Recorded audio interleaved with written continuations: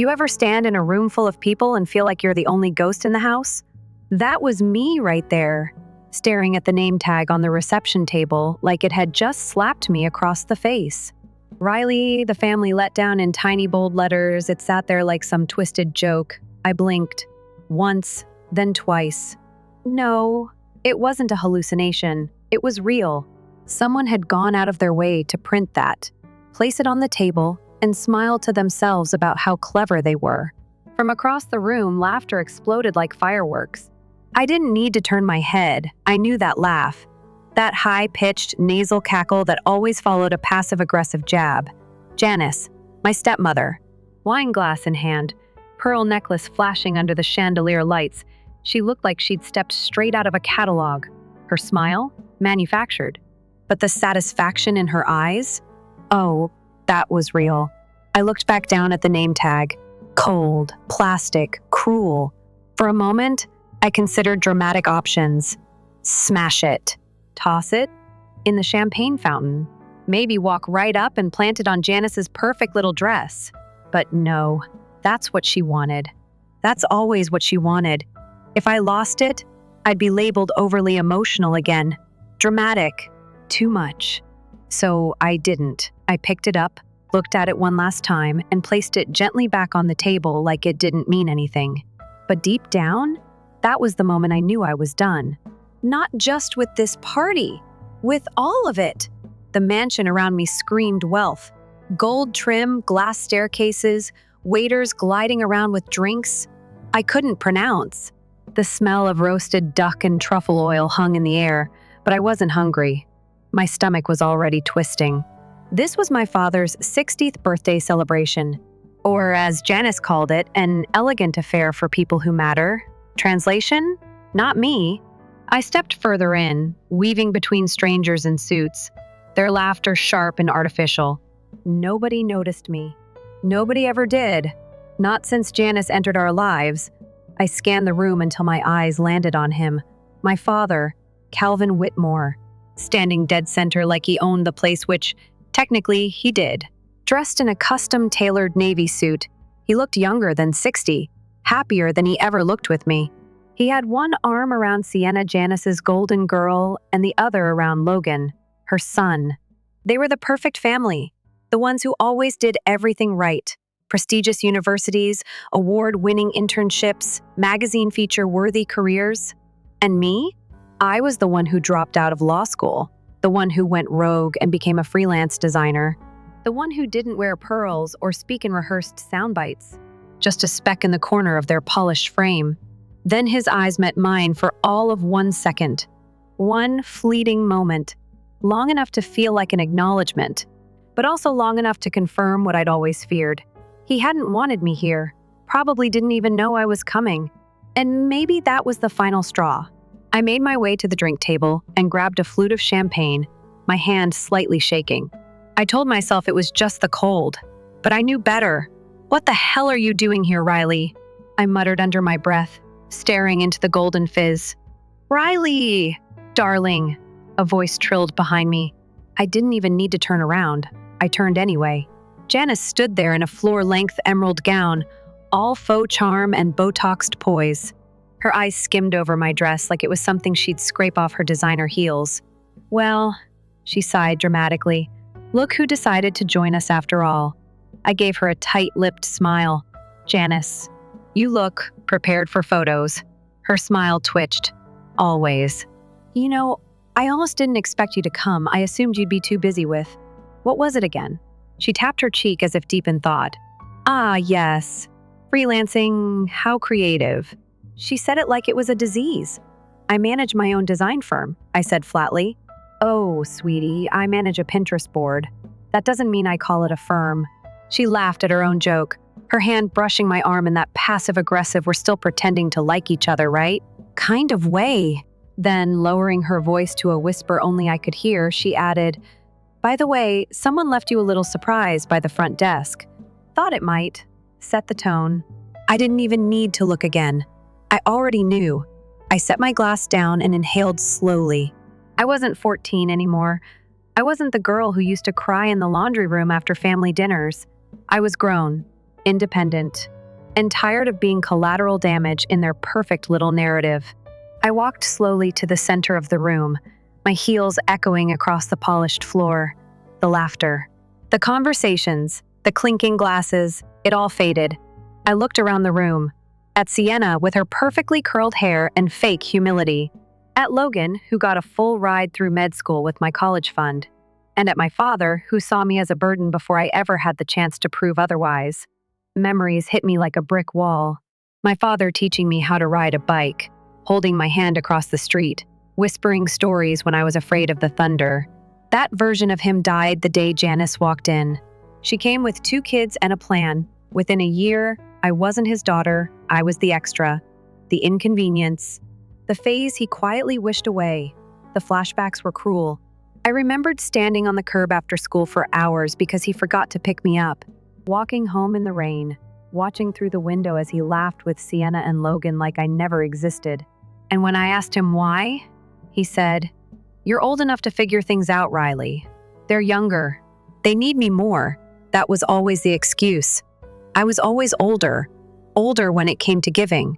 Older when it came to forgiving. But never old enough to deserve his time, his pride, or his love. So yeah, I left. At 18, I packed my things and walked away. No plan, no backup. Just a suitcase and a spine made of glue and hope. I worked 3 jobs, slept on floors, ate ramen like it was a delicacy. But I survived. I built a name, started a company, designed for clients who didn't care who my father was. I built a life out of the rubble they left me in. Now here I was, surrounded by people who thought they'd won. And me, I wasn't angry anymore. I was ready. Because if they thought that stupid name tag would break me, they had no idea what I'd been through. I lifted my glass one more time. This time, the trembling had stopped. If they wanted a scene, they'd get one. But on my terms. I stood there in the middle of the party, the glass in my hand catching reflections from the chandelier like 1,000 tiny cameras were watching. And in a way, they were. Every glance, every whisper, every fake smile aimed in my direction. Good. Let them look. Let them wonder. Let them brace for whatever they thought I might do next. I didn't flinch. I didn't stumble. Instead, I raised my champagne and tapped the rim gently with my fingernail. A small, sharp chime rang out clean, distinct, slicing through the shallow buzz of small talk like a blade. Heads turned. Conversations paused mid-laugh. And for the first time that night, all eyes were on me. I took a slow sip, then lowered the glass. "Well," I said, voice calm but steady, "since this is a celebration, I thought I'd offer a little toast." Someone chuckled nervously. Janice's eyes narrowed from across the room, her fingers clenching her wine glass just a bit too tightly. Sienna stiffened. Logan raised a brow like he was watching a minor inconvenience unfold. And my father, Calvin, stood frozen, not worried. Just trying to calculate. I let the silence hang. Then I smiled. "To family," I began. That lovely, complicated word we like to slap on invitations and holiday cards. A few polite chuckles. I didn't stop. "To the people who are supposed to love you unconditionally, right? Who are meant to protect, encourage, support. And if they can't do any of that, at least have the decency not to humiliate you." The air thinned. Tension spread like spilled wine across white carpet. Janice let out a fake laugh. "Riley, dear, maybe this isn't the time." "Oh, it's exactly the time," I said, cutting her off gently but firmly. I turned my attention to the crowd. Let's be honest. Most of you don't know me. Some of you barely remember I exist. But I used to be part of this family. Not the glamorous version you see now, the carefully filtered, social media-friendly unit curated by Janice and her PR-ready offspring. No, I was the original daughter, the one who stopped being convenient. I felt the shift in the room. People glanced at one another, unsure whether to stay or slip away, but curiosity held them in place. "Here's the thing about being cast as the family disappointment," I continued. "Eventually, you start to believe it. You internalize it. You shrink yourself down to fit the role they've written for you. And when you stop showing up, they call it drama. When you stop answering calls, they say you've changed. But the truth? I looked straight at my father. The truth is, I stopped needing to be seen by people who never looked at me in the first place. Calvin's expression didn't change, but his grip on the crystal glass tightened. "Do you know what it's like?" I said, voice low now, intimate, to walk into a room full of people who share your blood, but not your name, your dreams, your worth, and still try to be enough? I took a breath, then another. But here's the beautiful part. You don't stay in that place forever. You grow, you heal, you build your own name. One project, one rejection, one lonely night at a time. I felt my throat tighten, but I wouldn't let emotion win. Not yet. "I didn't come here to start a fight," I said, setting my glass down. "I came here because someone left me a message at the front desk. One they thought would cut deep." A few people murmured. Janice shifted, visibly sweating now beneath her perfect makeup. "You all saw the name tag, right?" I gestured loosely. "Riley, the family letdown." Whispers, wide eyes. Someone gasped. Sienna looked stunned for a split second before recovering her glossy composure. Logan muttered something to a cousin and avoided my gaze. "But it didn't cut me," I said, smiling again. "It reminded me of something important." Now I looked at Janice. "You never get to define me." Then at my father. "And you? You never really saw me. And that's okay now, because I see myself. I know what I've built. I know what I survived. I know what I'm worth." I stepped back, heart pounding but steady. "Happy birthday, Dad," I said softly. "And congrats on your perfect family." The silence afterward, you could have heard a dollar bill hit the marble floor. I turned, heels echoing on the tile, and walked away. I didn't need a mic drop. I was the mic drop. I didn't stop walking until I hit the hallway, past the butlers and the wine racks and the oversized portraits of my father's curated legacy. And then I laughed. Not bitter, not broken, just free. But of course, drama never stays quiet for long. By the time I got home, the text had already started. "Sienna, that was completely inappropriate. Janice, what is wrong with you? You humiliated everyone. Logan, seriously? Grow up. Dad, call me." I didn't. I let them talk to my voicemail. I let them stew, let them replay my words again and again, looking for weakness. There wasn't any. I'd spent years collecting scars in silence. That night, I simply handed them back. 3 days passed. No calls, no apology, just more silence. The kind of silence you recognize not as peace but punishment. Classic Calvin. Control by withdrawal. But I didn't flinch. I went to work, held client meetings, finalized a logo design for a nonprofit, laughed with my team over late-night ramen, and somewhere in the middle of it all, I realized something wild. I didn't miss them. Not the fake dinners, not the passive digs, not the cold shoulder or empty seats at milestones that should have been shared. I missed the idea of them, not the reality. Then a letter arrived, a real, paper one, from my father. I stared at the envelope for hours before opening it. Inside was a single page, short, typed, and, in true Calvin fashion, straight to the point. "You embarrassed this family. You made a scene. You owe your siblings and stepmother an apology. If you still want to be part of this family, we need to set boundaries." I read it twice, then once more just to let it really sink in. No mention of my success. No acknowledgement of the years I clawed my way back from the edge. Just control, framed as concern. So I folded the letter, slid it right back into the envelope, and lit it on fire. The flames were small at first, flickering, almost shy. Then the edges of my father's letter curled black and curled in like a paper apology eating itself alive. I watched it burn in the ceramic bowl on my tiny kitchen counter, the scent of scorched ink curling into the air. That was the last thing he'd ever send me, not because I told him to stop, but because I had stopped needing it. No more invitations. No more pity dressed up as family concern. No more desperate little digs passed off as tough love. It was done.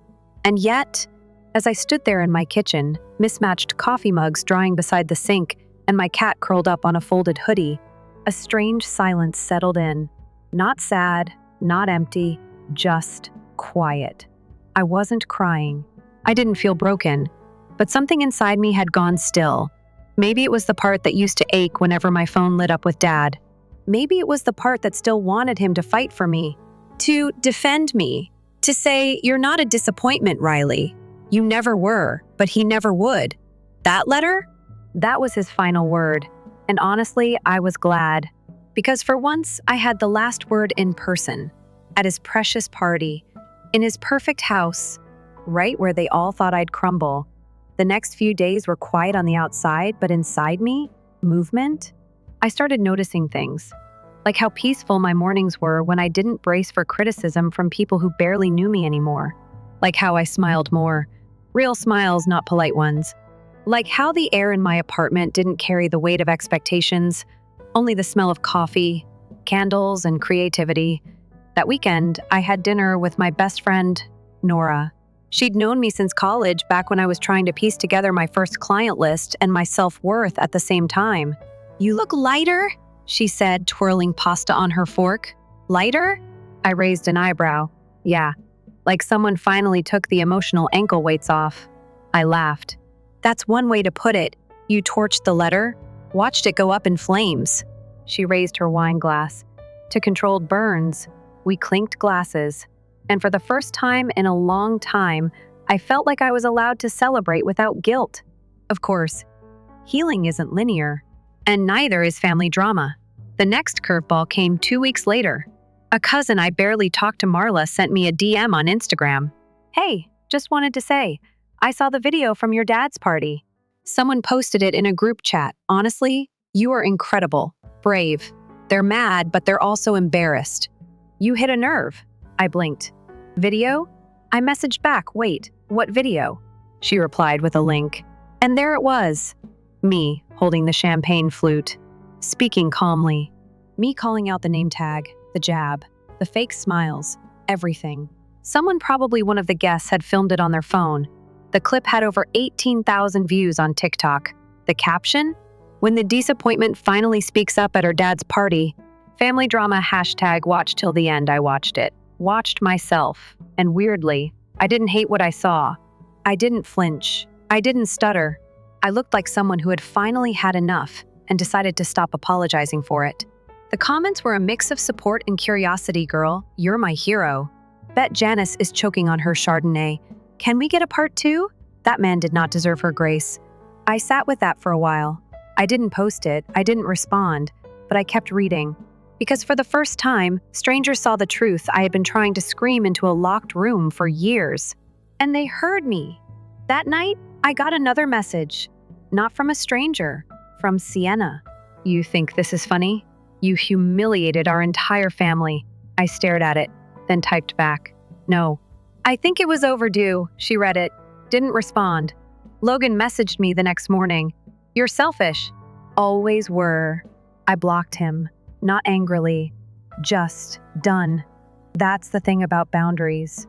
Once you build them, you don't have to scream at the people outside of them. You just stop opening the gate. Then came the voicemail from Janice. Her voice was low, forced calm, but tight. "I hope you're happy, Riley. You've really done it now. Your father's barely speaking. He says it's over, and I believe him. You should too."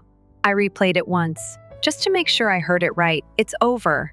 That sounded like a threat, but it felt like a promise. About a week later, I had a meeting downtown. A pitch session with a nonprofit that wanted a rebrand. Their office was in a building not far from my father's law firm. I almost didn't go. I almost canceled. But I didn't. I walked through that city in the same red heels I wore to the party. Not because I was trying to prove anything, but because they were mine. And halfway across the plaza, I saw him. Calvin. He was standing outside the firm, scrolling on his phone, looking exactly like he always had: sharp, collected, important. But I didn't feel small. I didn't freeze. I just watched. And something in me finally settled. I didn't want his apology anymore. I didn't even want his attention. I just wanted my peace. And I had it. So I walked past him. He didn't see me, didn't need to, because I wasn't chasing anything anymore. When I got home that night, I lit a candle, curled up on my couch, and opened my laptop. I had a new email from one of the nonprofit clients. Subject line: "Loved your energy. Let's work together."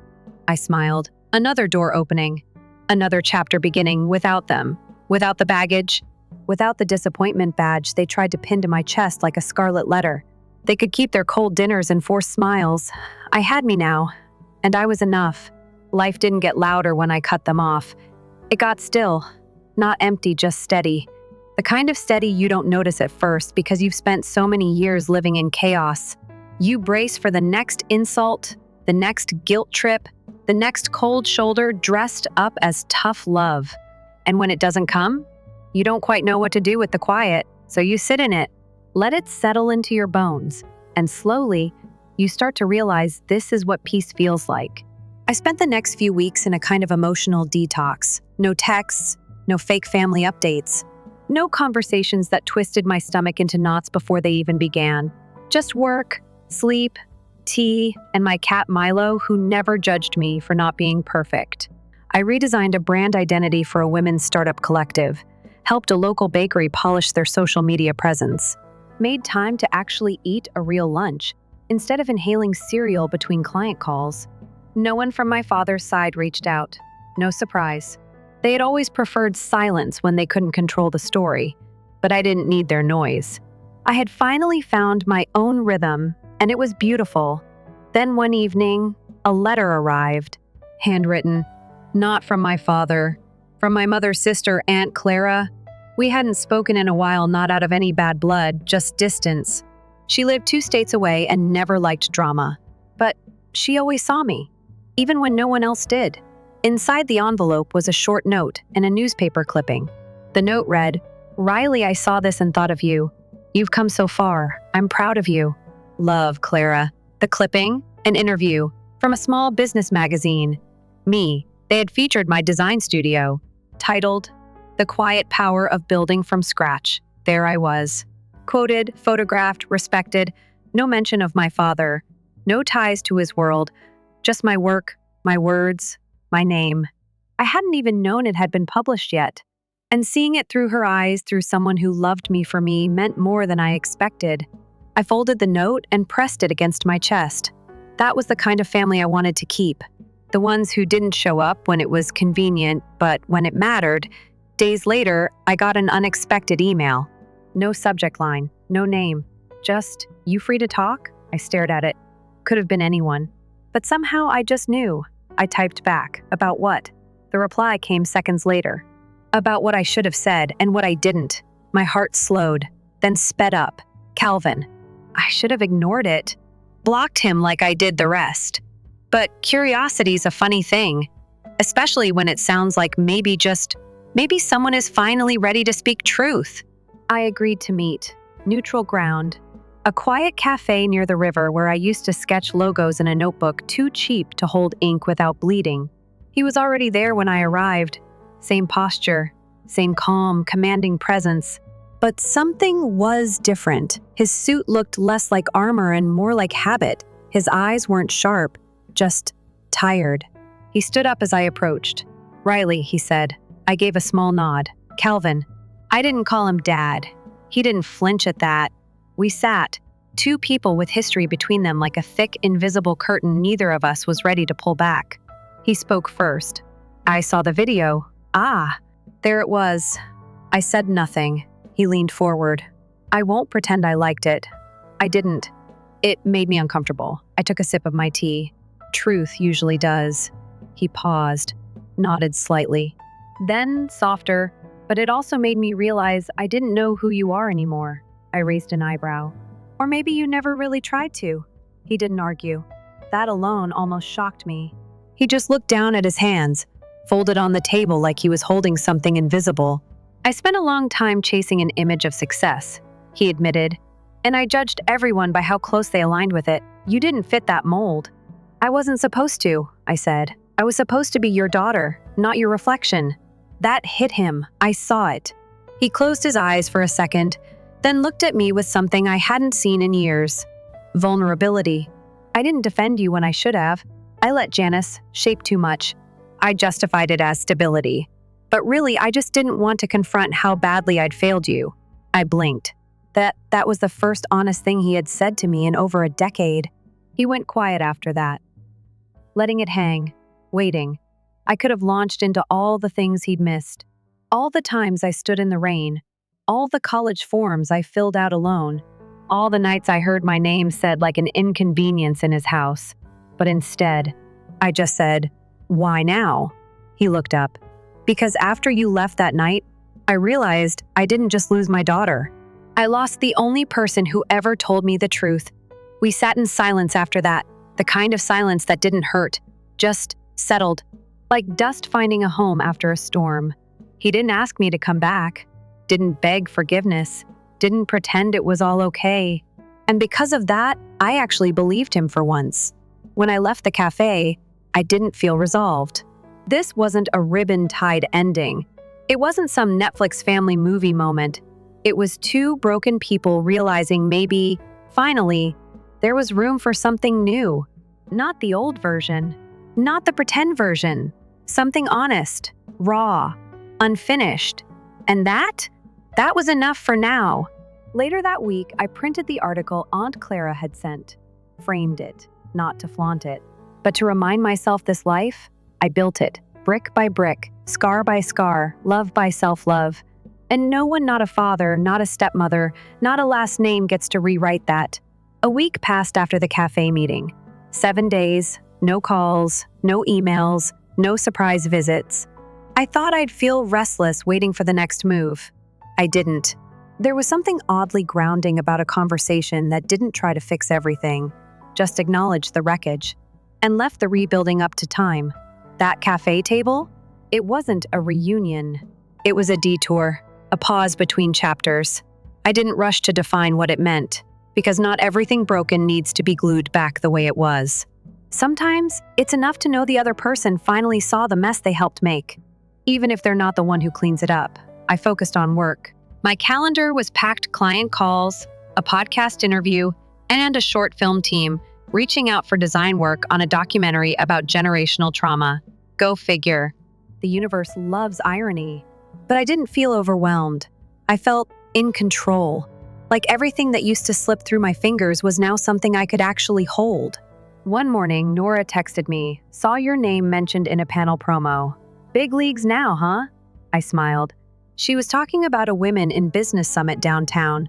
A friend of hers on the committee had apparently suggested me for a panel titled "Reclaiming the Narrative, Building Without Approval." I didn't even have to think twice. I said yes. The event was held in a renovated art gallery. Exposed brick walls, soft pendant lighting, and rows of folding chairs filled with young women scribbling in notebooks and whispering about the speaker lineup. I wasn't nervous. Weirdly, I'd spoken to rooms before, clients, students, Zoom calls, but this felt different. Not because it was bigger, but because I wasn't pretending to be polished anymore. I was just me. When it was my turn, I stepped up to the mic in black jeans and a tucked-in blouse, not a designer label, not a power suit, just clothes I liked. That fit me. That felt honest. And then I told the truth. Not the sugar-coated version, the real one. About leaving home, about rebuilding from scratch, about family that breaks you because they don't understand you and the painful, necessary work of choosing yourself anyway. The room went quiet when I talked about the name tag, and gasped when I described the moment I left the party. But they didn't pity me, they understood. Because nearly every woman in that room had been called something by someone who wanted to shrink them, and nearly every one of them had stayed silent. Until they didn't. After the panel, a girl maybe 21 came up to me. Her hands were shaking slightly as she held her phone. "Hi, I just wanted to say thank you. My dad told me I'd never make it in art school because it's not Errol's career. Your story? It made me feel like maybe I don't need his permission to try." I smiled.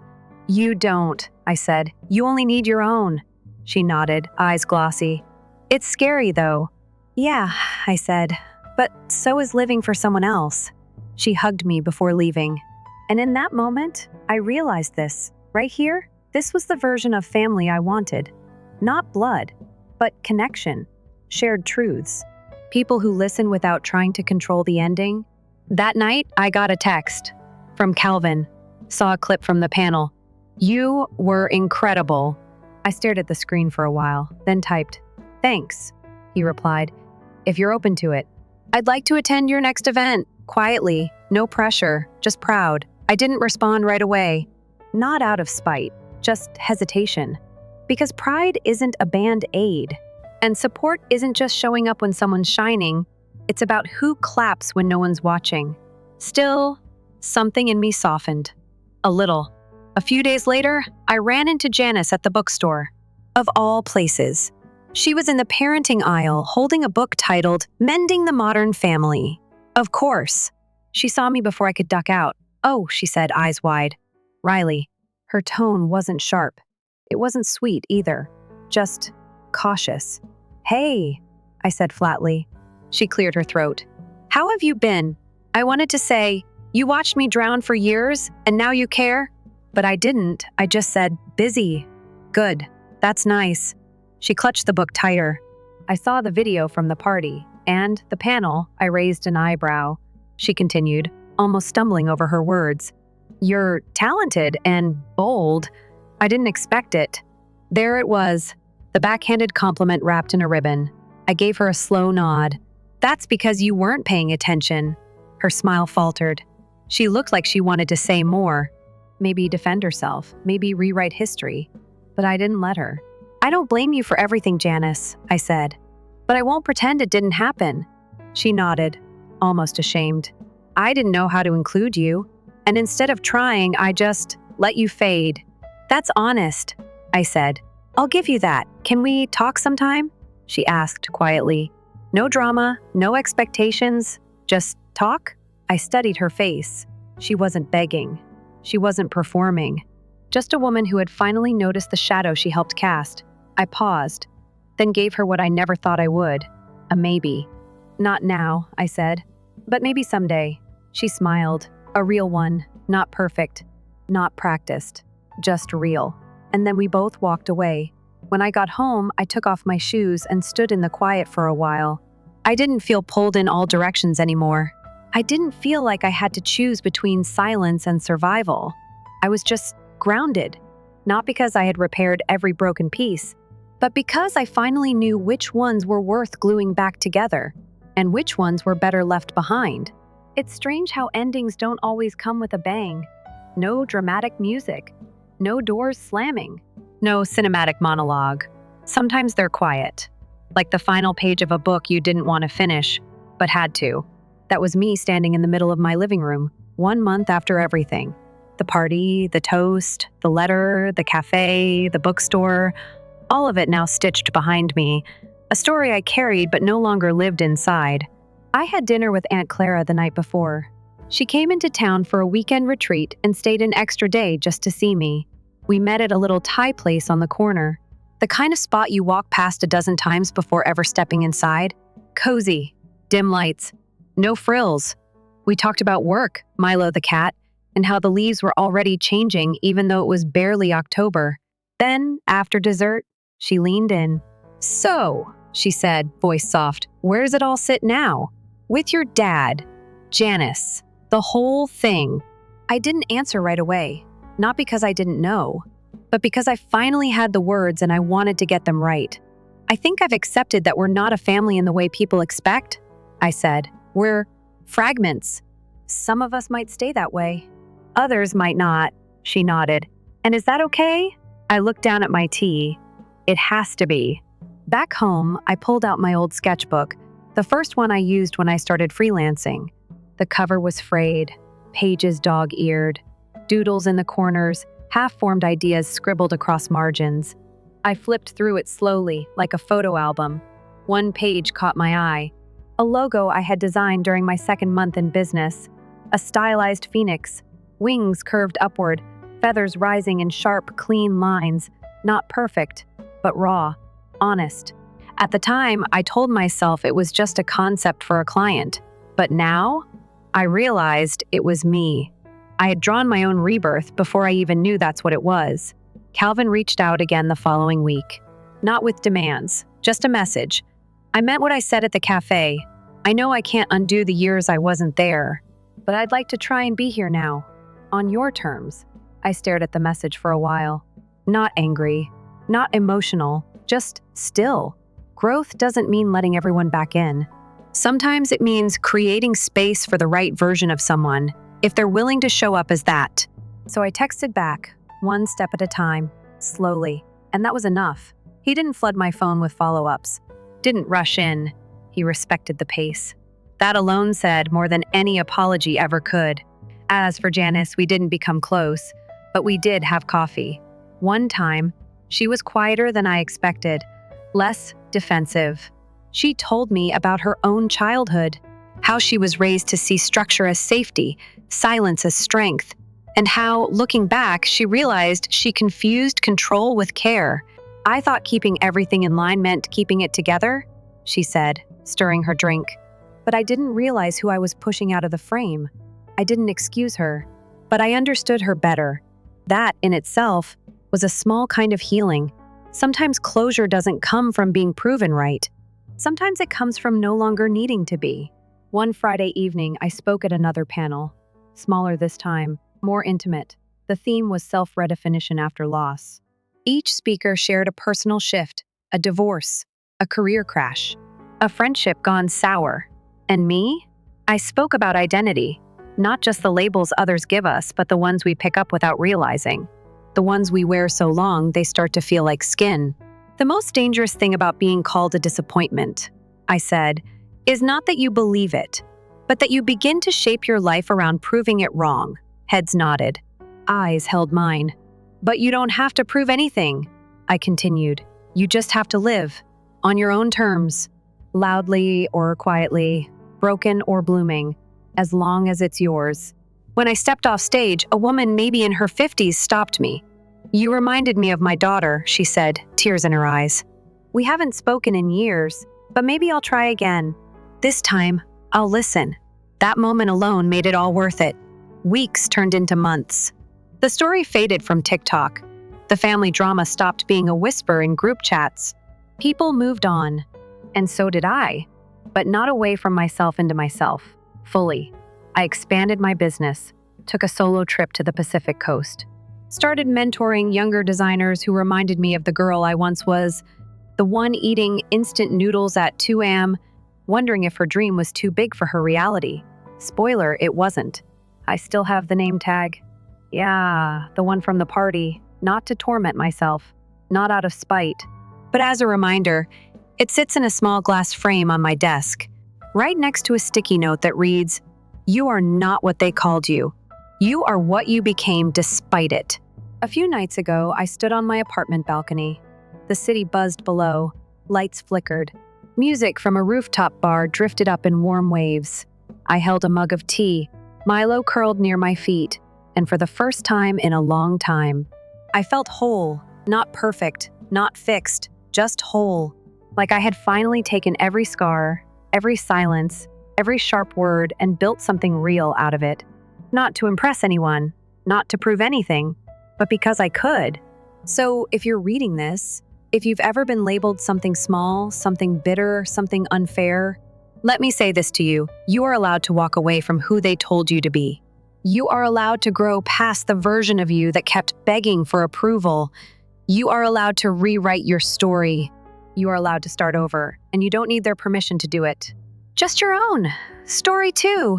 From the moment I entered my husband's home, I was aware that I was the outsider. The way they stared at me was enough to break my heart, even if no one really said it out.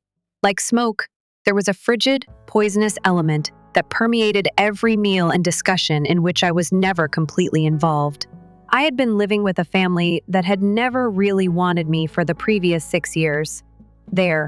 And the most terrifying aspect? The most uncaring of them all was my spouse, who was meant to be my pillar of support. If you believe that the worst thing is to be despised by your in-laws, hold on as I tell you about that Christmas last year, the one in which everything burst. I'm Everleigh. I'm 34 and I reside in the Boston suburbs. I work for a small computer business as an accountant. Enough to live comfortably, but not wealthy. Oliver and I were both in graduate school in Massachusetts when we first met, and after 2 years of courtship, we were married. I believed I had discovered the love of my life at that time, a kind, humorous man who always promised to shield me from the outside world if necessary. I had no idea that the world would begin in the home where he was raised. The Oliver family proudly identifies their traditional ideals as American. I was never liked by his mother, Helen, a woman in her 60s with piercing eyes and well-combed blonde hair. I recognized it from our first handshake, when she gave me a painful squeeze and half smiled as if she were checking a faulty product. Candace and Julia, Oliver's two sisters, were no better. The three of them worked together like a block of ice to keep me out. I initially believed they just needed time. I made an effort to strike up a discussion, brought fine wine to every event, and even mastered Helen's pumpkin pie recipe to gain her approval. However, each endeavor was akin to tossing stones into a dry well. They were indifferent. Someone like me was not what they wanted, and they retreated more and more the harder I tried. Courteous, aloof, and completely cut off to me. Ellen was excellent at feigning friendliness in public, but not in private. Instead of treating me like a daughter-in-law, she treated me like a cleaner. She would have me do the dishes while she and her daughter sipped wine and spoke about travels to Europe that I had never heard of. They discussed family recollections and internal jokes that only they could relate to, laughing till they started crying. I sat by myself at the far end of the table, pretending not to be hurt. I used to tell Oliver, "You're overthinking it, Everly," and he would simply shrug. "All they need is time. I don't fit into this family," Candace stated. "How should I proceed?" "Avoid letting it affect you. Although my mother is a lovely person, she may be a touch rigid." For the first 3 years, I heard the same lines. In my 4th year, I ceased speaking. I never received an invitation to join the family group chat. They organized birthday celebrations for Oliver's father, who I've never seen because he went away a long time ago, and ski vacations to Vermont, more downtown lunch dates. I first learned about it from Facebook photos that had Oliver's name attached and the phrases, "Family is everything," without him ever informing me.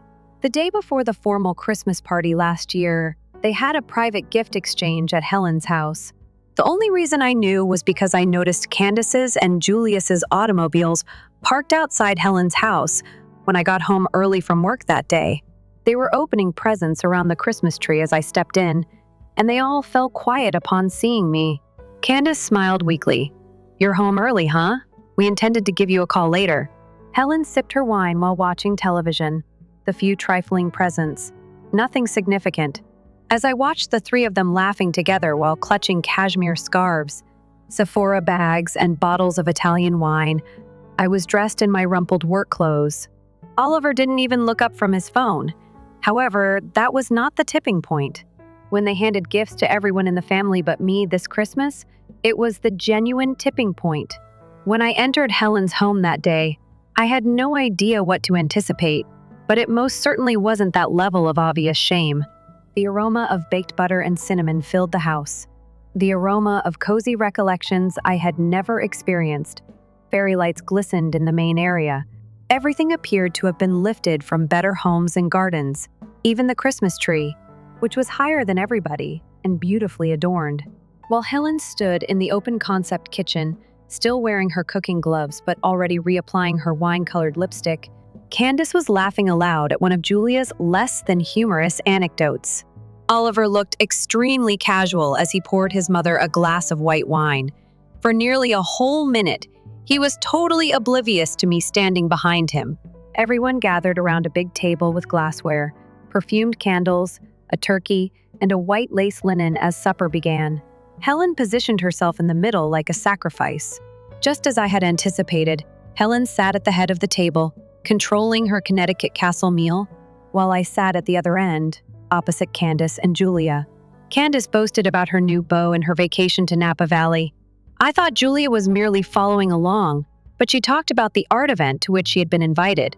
Helen continued to compliment her daughters while occasionally making fun of ladies who aren't capable of making authentic pumpkin pie, a blatant jab at me that wasn't so subtle. I kept my composure by smiling and taking little sips of wine without saying anything. I reasoned that they may be more forgiving of me if I kept silent this time. I was mistaken. Before we ate the pie, Helen clapped her hands 3 times while dessert was being delivered, as if she were going to make a big announcement. "I have a small surprise in store." Her gaze swept over the table as she grinned broadly. I was uncomfortable right away. Helen started distributing them one by one after taking a big gift bag out from behind her chair. Each person's name was printed on the label of the dark red bag.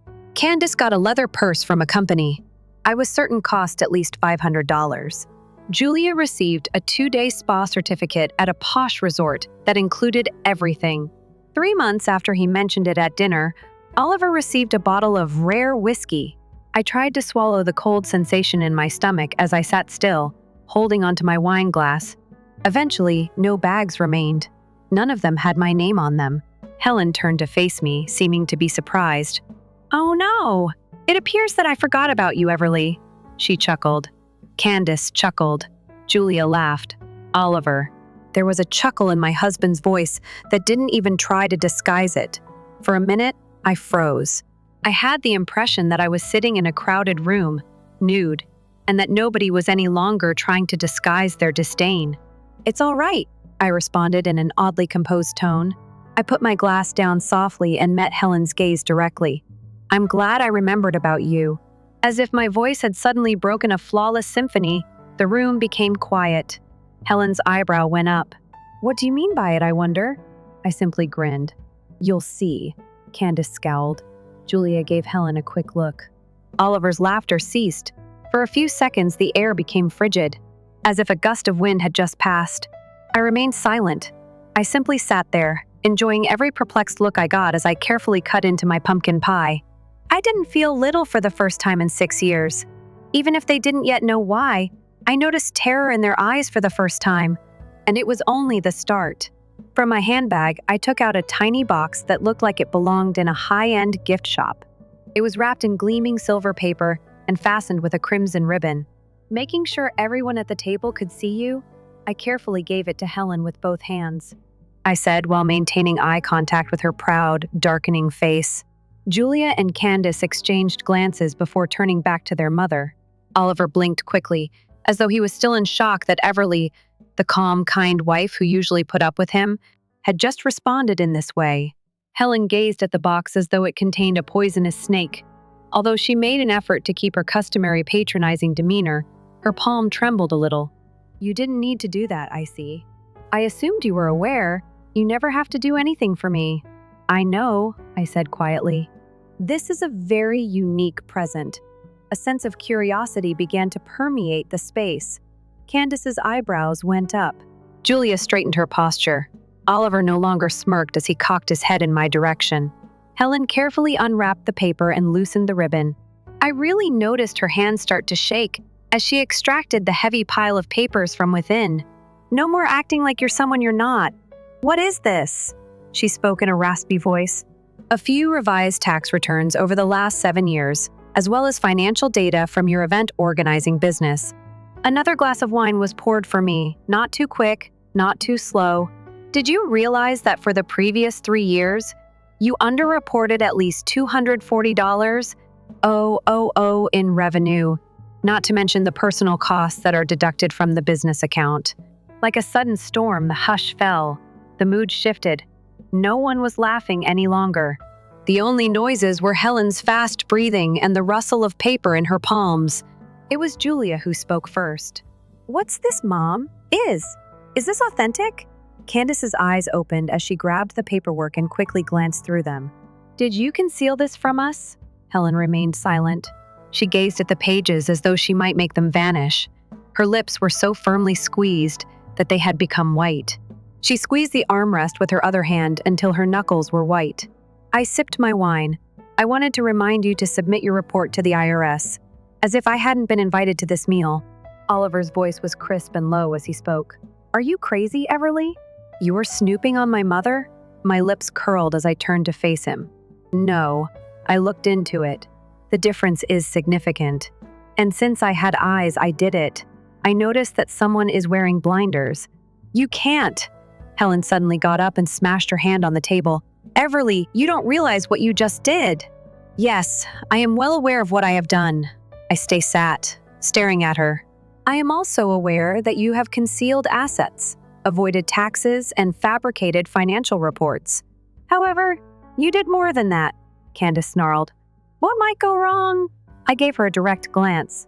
"You sent Julie away when she was unemployed, concealed money while acting as though you couldn't assist Candace restore her house. and lied to your own kids. With tears welling up in her eyes, Julia looked to Helen. You claimed to have no money. You mentioned that retirement savings were necessary. Candace slapped her fist on the table as her cheeks flushed. You're also going to luxury spas in the interim, making first-class travel arrangements, and sending funds into a hidden account. Helen gave me a murderous glare, but I noticed something more in her eyes. Actual terror. Oliver stumbled as he turned to face his mother. Is this real, Mom? Don't listen to this woman, Michael. She is fabricating. Is it accurate? I spoke in a chilly tone. I thrust the USB stick in his direction. Here is all the proof. Statements, internal communications from your mother's accountant, and bank receipts. Julia stopped Helen before she could reach for it. I'd want to see it, though. How much have you withheld from Dad and from us, I want to know. As Julia fumbled through the pages, the room's atmosphere thickened, and everyone's eyes darted wildly back and forth. Helen's eyes blazed as she turned to face me. This family has now been ruined by you. That was something you began a long time ago. All I did was pull back the curtain. Oliver said nothing. He had a pallid face. Torn between truth and blood, I saw his eyes dart between me and his mother. However, I stopped waiting on him for anything. Without fear, I just turned to face Helen. A really nice present marked the end of the Christmas supper. It was Candace who broke the stillness first. She flicked rapidly through one of the file's pages. Helen's eyes widened. Hold on, what is this? Something from Dad's account? I sipped my wine and carefully cocked my head. Helen's palm gripped the chair as though she may crush it, and she stood still. Julia leaned closer and flipped the pages, her fingers shaking, halting at a bank account. You took money out of Dad's retirement account, Mom. It is obvious that this transaction is from his 401k. No. With a stutter, Candace turned to Helen, her normally cocky expression gone. You claimed not to have touched a dime. Helen tried to maintain her composure by clenching her jaw, but her eyes started to go blank. Her lip wrinkles moved as if they were preventing her from telling another untruth. However, the words were not released in time this time. How did you spend your father's money? Julia had a tight voice, red eyes. I simply borrowed it. I intended to replace it, Helen muttered. I laughed, a blade-sharp, icy chuckle. How, considering how you have falsified the records and concealed funds? I doubt that you ever intended to replace it. The papers were tossed onto the table by Candace. God, oh God, you misled me. When I tried to mortgage the house to purchase a small condo for the children, you claimed to have no money. When the baby was poorly, Julia had to borrow money from her ex-boyfriend merely to cover the hospital fees. Julia clenched her hands and bit her lip. You claimed you couldn't assist us while you watched us suffer like that. In the meantime, you were withdrawing funds from the account of the guy who had shared your home for more than 35 years. There was nowhere left to hide. So Helen turned away. Her gaze locked with me. I remained silent, simply sat there in silence, reflecting the truth like a mirror. Abruptly, the door to the dining room opened. Helen's husband, Richard, entered the room with a half-empty cup of tea in his gray sweater. When he felt the strain as strong as a broken wire, he paused. What's happening? Candace turned abruptly. You must see this, Dad. With trembling hands, she picked up the file and gave it to him. Richard took his time. His brow furrowed harder with each line as he started reading. His face was reddening. Is this genuine, Helen? Helen took his hand and moved forward. For the family, I did it. I had to maintain the business, maintain appearances. When things improved, I was going to inform you. As though someone had sprayed him with cold water, Richard took a step back. Without a word, he withdrew funds from my retirement account. Richard had never seemed so irate to me. He had bloodshot eyes. His voice was shaking, yet it was filled with anger that he could hardly control. That money is what I've worked for my entire life. Helen, I had faith that you would never handle anything without my permission. Helen made an effort to become better. I only required a little bit in order to reinvest. The business, has been having trouble. Candace let out a scream. Mom, it's not about the business. You went shopping for luxury travel with that money, putting money into private accounts that aren't disclosed. You deceived us all. Richard was unable to control himself. After flinging the papers to the ground, he pushed back against the wall and balanced himself on the table. I feel deceived. It's unbelievable that you accomplished this. Please, Richard. I had my justifications. There is no justification for lying to your lover in this way. His voice broke. I had faith in you. I had total faith in you. Julia's head was bent. Tears are streaming down. How could you, Mom? Helen's eyes blazed as she turned to face me. This is your fault. I knew you were setting me up. I grinned. You were not set up by anyone. For years, you've been putting yourself in this situation.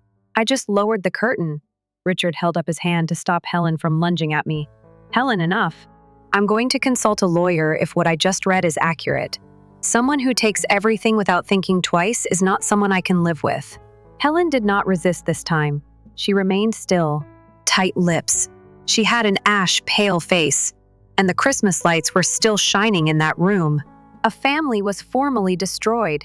It wasn't over, though. I was aware that it was just the start. Richard remained silent. His gaze was fixed on the strewn papers on the floor as he remained still at the dining table. His chest rose and fell forcefully, as if he was attempting to swallow a fury too great to express, and I noticed his hands holding the edge of the table so hard that his knuckles became white. This is unbelievable, he muttered, but the sound reverberated like a bomb in the quiet room. Julia and Candace both remained quiet. Oliver sat still, his gaze flitting between his father and mother, and back to me.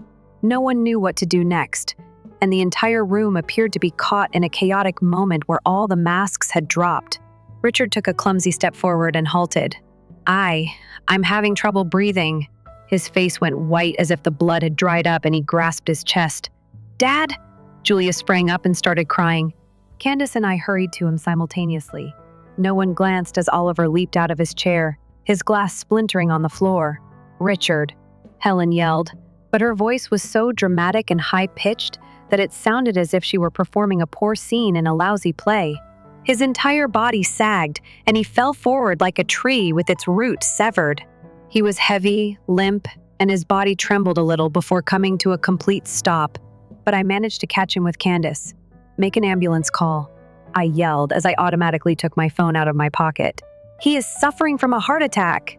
Julia called 911 right away, her voice clear yet trembling. An ambulance is required. Hurry up, please. Holding her head in her hands, Helen fell to the ground. God, please! God, please! Richard! The first apologized. I apologize. Stay with me. However, nobody looked at her. She received no consolation. Nobody took her seriously. With piercing eyes, I gazed at Helen.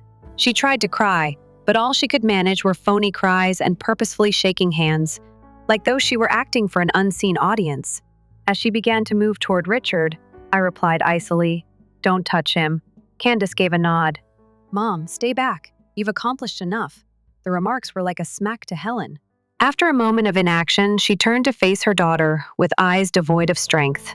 The sound of heavy breathing, the ticking of the clock, and the trembling of a man laying asleep on a pricey hardwood floor filled the once lively mansion that reverberated with laughter. The ambulance came 5 minutes or so later. Sirens are blasting. 2 EMTs came flooding in. Without hesitation, one of them knocked over Helen as she scurried forward, attempting to lead the way. We require room. Julia pulled Candace along with her as I took a step back. Oliver appeared to have lost consciousness as he stood still in the center of the room. Helen looked stunned, then fell to her knees, crying aloud like a character in a cheesy drama. Save him, please. He is my spouse. Please. I observed her, taking in each deliberate motion and theatrical breath. Not a single tear. Richard was convulsing, and no one was holding him. Candace was the only one holding his hand. An EMT turned toward us. His pulse is still there. We are transporting him to the closest medical facility. Whose family? Candace gave a nod. His daughter is me. I'll leave. I put a kind touch on her shoulder and spoke. I'll take the wheel and let you both follow. Helen glanced around. Her face became blank. I will also attend, Julia remarked icily. Nobody is preventing you. Don't pretend anymore, however.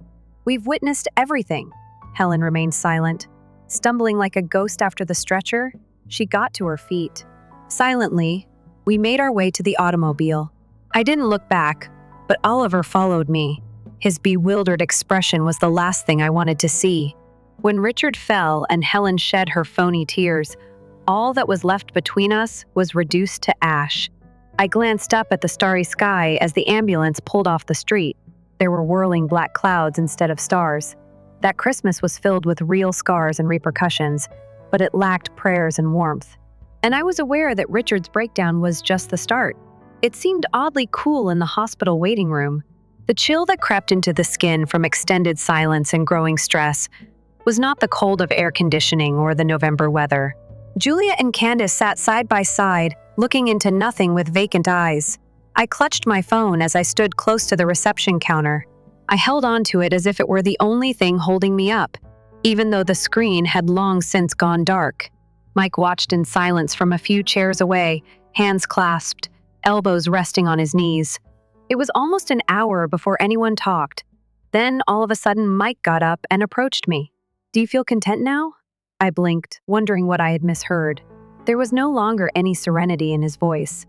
It was quite shocking, but not because his father was in the emergency room. I was to blame. "I take it you wanted this?" Exposing my mother. Embarrassing the entire family. My dad's going to the hospital. Unable to comprehend what the guy I had shared a bed with for 6 years had just said, I remained still. "Do you believe I intended for this to occur? It was your plan. You kept all of that.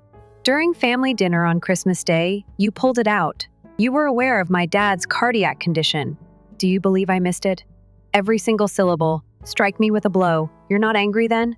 Your mother told lies, stolen funds, betrayed your dad. You're angry." I wasn't a porcelain doll that sat still and silent. Mike's eyes were crimson and he tightened his fists. There was no other way you could have handled it, talked to her in private. Choose a better moment.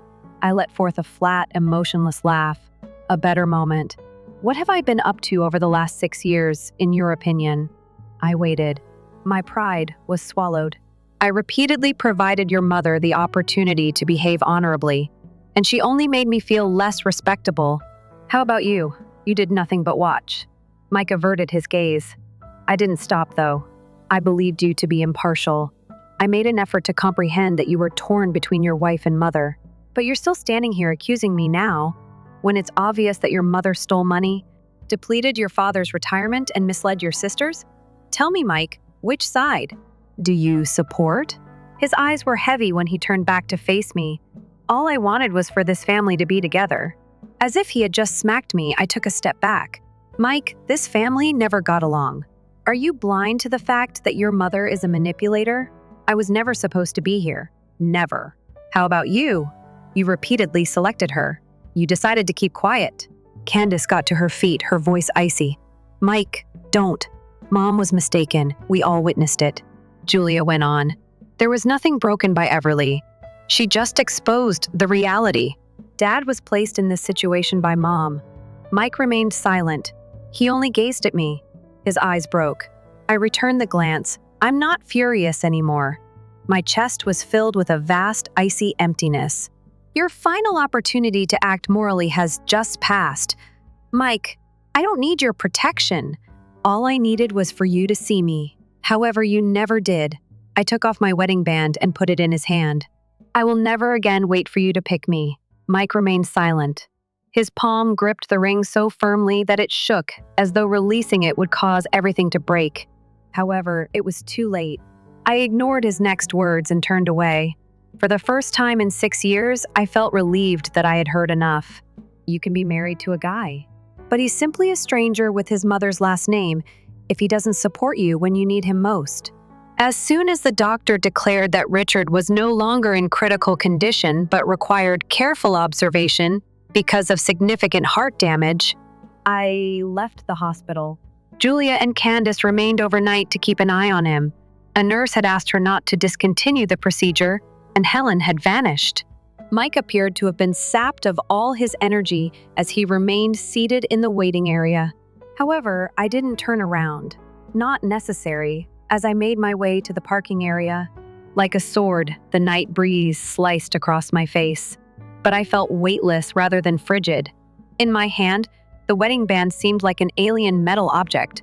a holdover from a past existence. I didn't switch on the lights when I arrived home. The wedding pictures on the wall caught my attention as I stood in the center of the living room, the mementos from our Oregon honeymoon. Mike used to read sports news on the leather recliner. Everything felt both familiar and alien. The ring was in my hand, put it inside the jewelry case, then removed a little luggage. Only a few garments. My passport, wallet, and laptop. I didn't require much. All I had to do was get out before I began to second-guess my choice. The next morning, I wrote a brief email to the attorney I had been secretly preparing to get in touch with since I started looking into Helen last month. Simply begin divorce proceedings was the subject line. Mike sent me his first message since we spoke at the hospital that afternoon. I need to chat, Everly. Please. I didn't answer. Federal investigators called Helen 2 weeks later to look into business fraud and tax cheating. The IRS and FBI had received every document I had sent to my attorney.